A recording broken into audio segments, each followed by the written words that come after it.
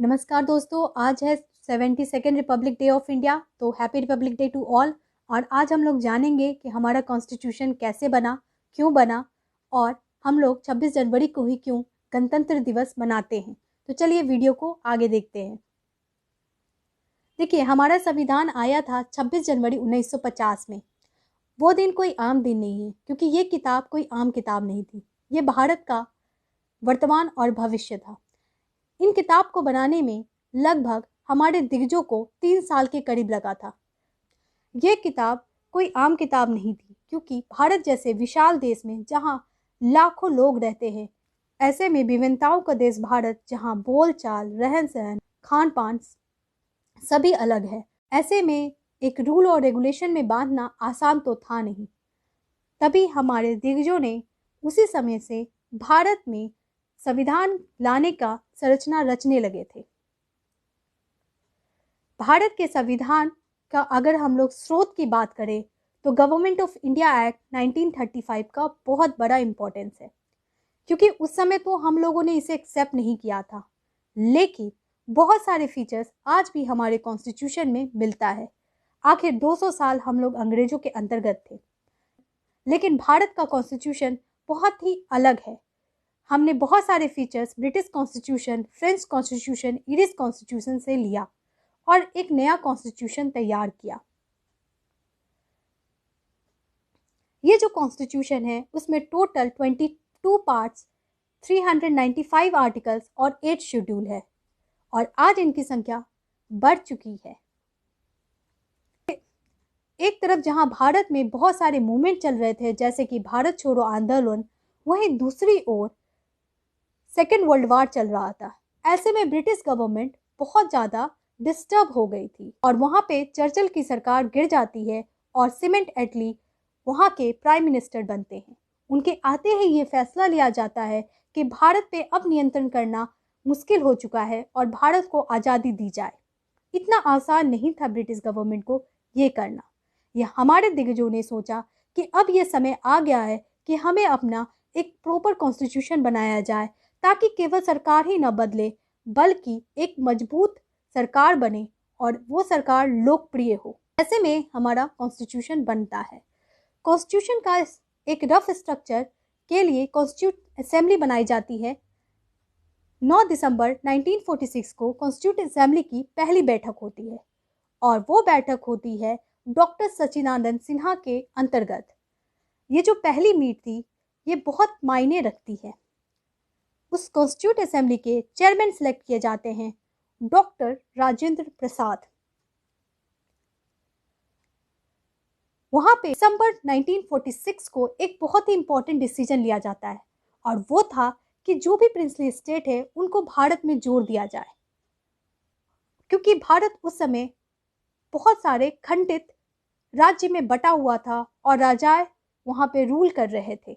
और ऐसे में ये साफ कहा जाता है कि राजाओं का जो सिस्टम है उसे ख़त्म किया जाए और उस पर काम करना शुरू किया जाता है।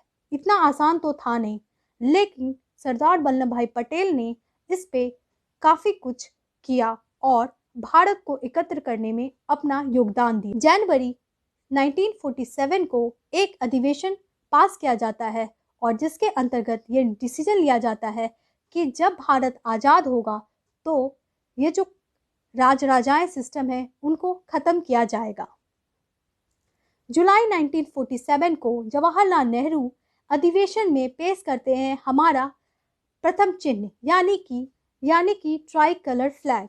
ये झंडा हमारे देश की पहचान थी, और उसे पहली बार अधिवेशन में लाया गया जुलाई 1947 को। एक महीना बाद यानी अगस्त 1947 को भारत को आज़ादी प्राप्त होती है। आज़ादी हमें वेस्ट और ईस्ट पाकिस्तान बनने के साथ मिलता है।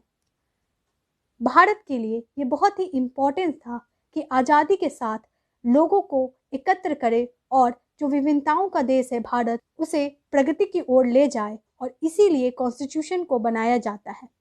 ये कॉन्स्टिट्यूशन के लिए एक न्यू कमेटी बनाई जाती है, जिसमें लगभग 389 पीपल पार्टिसिपेट करते हैं और अपना कंट्रीब्यूशन देते हैं। कुछ प्रमुख व्यक्ति जो थे इस अधिवेशन में, जो थे इस कमेटी में, उनको जानते हैं। ये पूरी कमेटी के ड्राफ्टिंग कमेटी हेड थे डॉक्टर B.R. अम्बेडकर और उनके साथ जवाहरलाल नेहरू सी राजगोपालाचारी का भी काफी योगदान था। डॉक्टर राजेंद्र प्रसाद और सरदार वल्लभ भाई पटेल जैसे दिग्गज भी उसमें शामिल थे। K.M. Munshi, Ganesh Vasudev वावलंकर, Abul Kalam Azad, Shyama Prasad Mukherjee, Frank Anthony जैसे मेंबर उस कमेटी का पार्ट थे। महिला सदस्यों की बात की जाए तो उसमें नाम आता है सरोजनी नायडू, हंसा मेहता, दुर्गाबाई देशमुख, अमृता कौर, विजय लक्ष्मी पंडित। काफी विचार विमर्श के बाद हमारा कॉन्स्टिट्यूशन तैयार किया जाता है जो कि भारत के वर्तमान और भविष्य का रचयिता था। ये कॉन्स्टिट्यूशन के लिए अबाउट 186 मीटिंग की जाती है। 286 पीपल के सिग्नेचर के साथ भारत को अपना संविधान मिलता है। ये संविधान जो सरकार को केवल अधिकार ही नहीं कर्तव्य को भी बताता है और आम नागरिकों को ये भी बताता है कि वो कैसे एक है और क्या क्या उनके कर्तव्य है और क्या क्या उनके अधिकार। 1950 को 26 जनवरी के दिन ही हमने अपने कॉन्स्टिट्यूशन को लागू किया था। अब टू द पॉइंट ये आता है कि हम लोग 26 जनवरी को ही क्यों इस किताब को लागू किए।